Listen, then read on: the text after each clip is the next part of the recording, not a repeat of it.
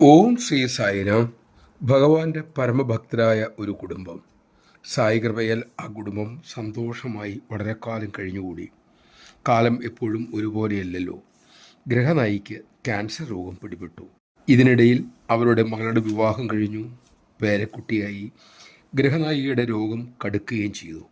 വേദനയുടെ നീണ്ട ദിവസങ്ങൾ. ഒരിക്കൽ അവരുടെ മകൾക്ക് ഒരു സ്വപ്നദർശനമുണ്ടായി. അവർ ചോദിച്ചു, സ്വാമി, എനിക്ക് സഹായിയായി സ്വാമി എപ്പോഴും ഉണ്ടാകുമോ? ഭഗവാൻ അരുളി, തീർച്ചയായും ഞാൻ ഉണ്ടാകും. പക്ഷേ നിനക്ക് കഷ്ടപ്പാടുകളെ നേരിടേണ്ടി വരും. ആ സ്വപ്നത്തിന് ശേഷം അവരുടെ അമ്മയ്ക്ക്, അതായത് രോഗിക്ക്, രോഗം കൂടുതൽ വഷളായി. ഒരു നാൾ രോഗിണി സ്വാമിയെ സ്വപ്നം കണ്ടു. അവർ ചോദിച്ചു, സ്വാമി, എനിക്ക് മോക്ഷം നൽകാമോ? ഭഗവാൻ തിരിച്ചു ചോദിച്ചു, ബംഗാരു, നീ ചോദിക്കുന്നത് എന്തെന്ന് നിനക്കറിയുമോ?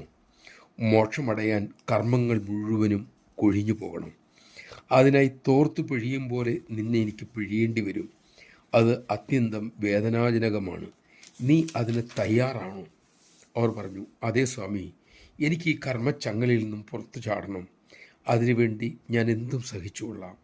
അത് കേട്ട് ഭഗവാൻ തലയാട്ടി പുഞ്ചിരിച്ചു.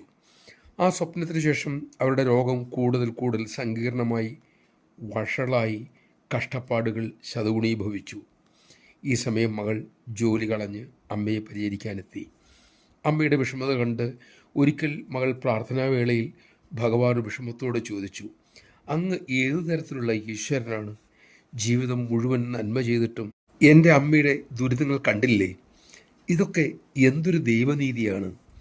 അതിനുള്ള ഉത്തരം അന്ന് രാത്രിയിൽ അവർക്ക് സ്വപ്നത്തിലൂടെ ലഭിച്ചു. ഭഗവാനുരുളി, നീ എന്തിന് എന്നെ പഴിക്കണം കുട്ടി? നിന്റെ അമ്മയുടെ തീരുമാനമാണത്. അവർക്ക് മോക്ഷം വേണം. ഞാൻ അപ്പോൾ അവൾക്ക് മുന്നറിയിപ്പ് നൽകിയതാണ്. പക്ഷെ നിന്റെ അമ്മ ആ പ്രാർത്ഥനയിൽ ഉറച്ചു നിന്നു. അതിന് എന്നെ എന്തിനു കുറ്റപ്പെടുത്തണം? നീ നിന്റെ അമ്മയോട് ചോദിച്ച് നിജസ്ഥിതി തിരിച്ചറിയൂ. ജയ് സായിരാം.